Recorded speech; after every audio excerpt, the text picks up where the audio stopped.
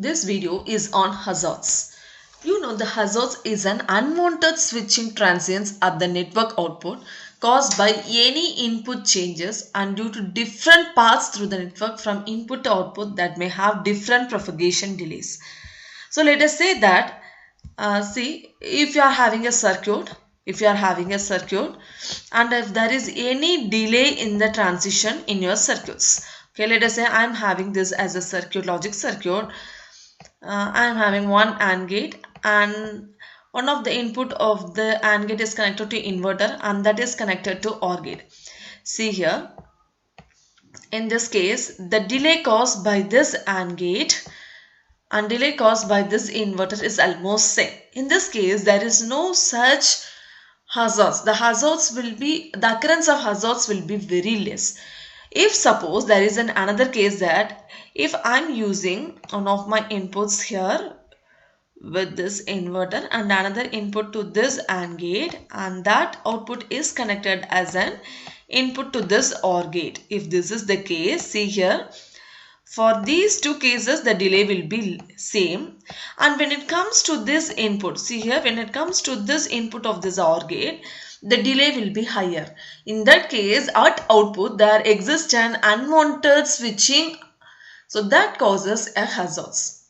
So this occurs due to the timing problem due to gate and wiring delays. See, if the wire is too much large, in that case also the timing problem arises. And if there is any gates in between the stages, so that also causes the delay. That causes an timing problem which leads to hazards. These hazards may occur either in combinational and in sequential circuits. In combinational, they may cause a temporary false output value. In case of asynchronous, they may result in transition to a wrong stable state. Okay. So the main objective is we need to design a circuit with hazards free and less of critical races.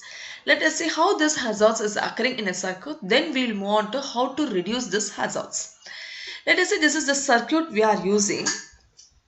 And let us say the inputs we are giving now is see x1, x2 and x3. These are the inputs we are giving.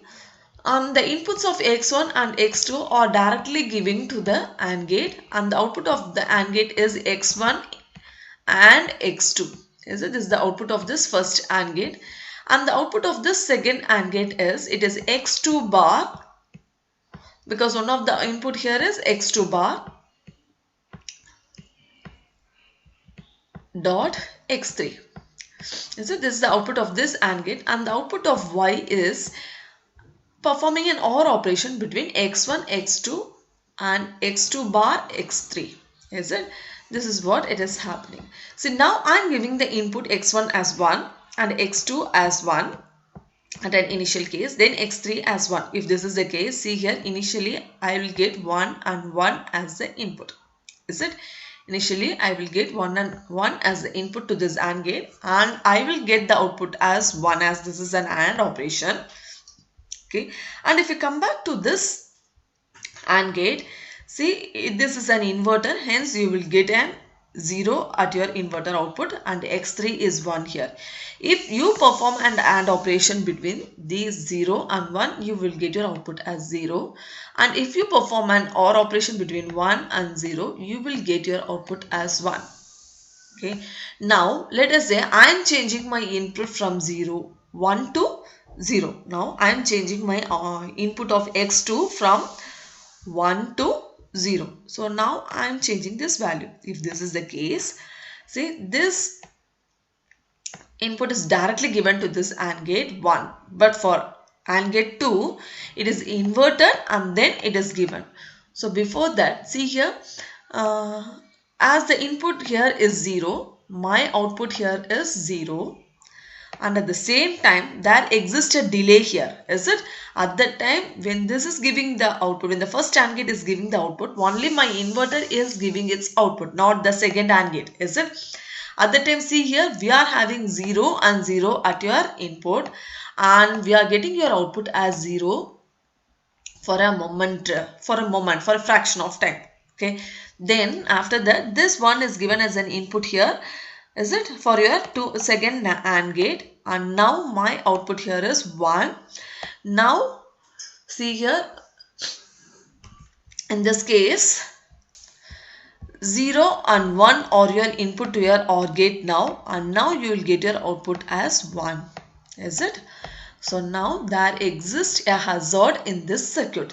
The same you can analyze for your NAND circuit. It will cause a momentary change in your output due to the timing delays. Okay, this type of hazard we can say it as either, it can come under either static hazard or dynamic hazard. Static hazard is of two types, static 1 hazard and static 0 hazard.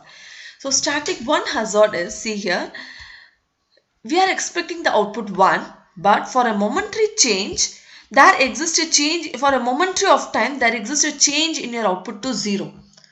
Okay, and it once again maintains its value to 1. This we can say it as a static 1 hazard.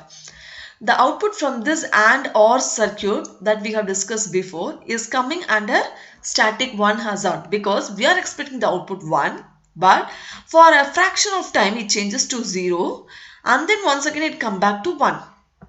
So this we can say it is a static 1 hazard. Static 0 hazard is, we are expecting your output as 0 always, but a fraction of second, for a momentary, for a moment your output is changed to 1. So that, and then after that it comes back to 0. Okay, so that we can say it as a static 0 hazard. And the third category is your dynamic hazard. Your dynamic hazard is, we are expecting our output to 1 and it changes to 0, and once again it comes back to 1, is it, and then to 0. Your output is changing between zeros and ones, so that we can say it as a dynamic hazard. So the remedy is, the circuit moves from one product term to another, is it? So that is why we are getting this type of hazards. So the remedy is, we have to add another product term such that, see, when you try to fill this circuit in the K-map, you know that your Y here is, you know, in this circuit the Y is x2 x1, is it, x1 dot x2, and then x2 bar dot x3, is it? This is what the case is. So if you fill it in the K-map, see, x1 is here and x2 bar is these two cases, is it? These two cases, x2 is these two cases, both are 1, is it? Now we need to fill 1 in these two cells. Okay, and then see here, there exists an x2 bar in the equation, which considered to be here. x2 bar is this case, and one more thing is x3, which means that only this case, not this case. Okay, hence we need to fill 1 and 1 for these two cells.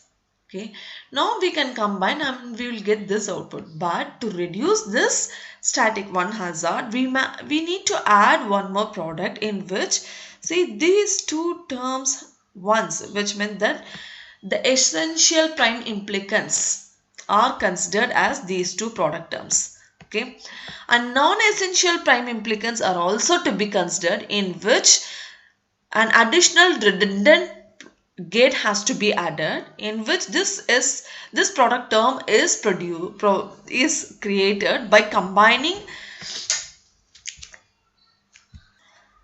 ones from different groups. So by combining the ones from different groups, okay, we can form a redundant group. So to avoid this hazard, that is why this 1 and 1 is combined and it forms an x1 x3, and we are adding one more gate here to avoid this redundancy, to avoid this hazard. Okay, so this we can say it is a redundant gate where it has x1 and x3 as its output. Okay, so now this hazard can be reduced, static 1 hazard can be reduced. See here, if I am giving 1 and 1 here, so now my output here is 1, and here it is 0, and here it is 1, and my now output is 1. So this is the case. Now if I am changing my x2 to 0, see here, this is giving an immediate reply, it turns to 0. Okay, and this is maintained to 1 because X2 is not connected here, hence here it should be maintained as 1, and here it will be 1 at that time. Is it? Inverter output is 1. Initially it will be 0, now it is 1. Is it? So now at this transient time, you will get your output here during the change of X2 and here and here. Okay, not at this point. Hence see here, once again your output will not change here because we are adding an redundant gate here. Hence your output is maintained to 1. It will not change to 0. Is it? So after a fraction of second, see here, it also changes to 1.